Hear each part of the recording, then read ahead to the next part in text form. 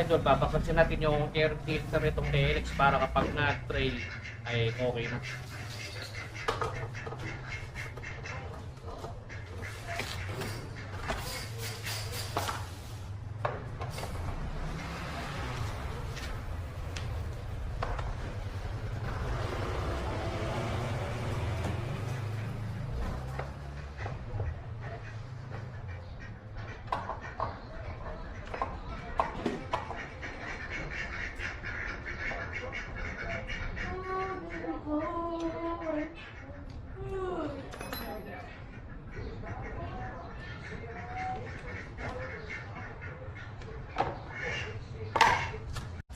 Ito mga idol, mga KLX. So malinis pa pala yung aking air filter.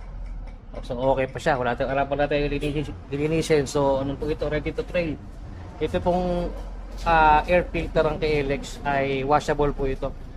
Ang panghugas po dito ay mga dishwashing liquid yan. Pwede po yan bababa. So hindi po siya disposable. Pinapalitan naman po ito kapag ano naagnas na yun. Pero washable po yan.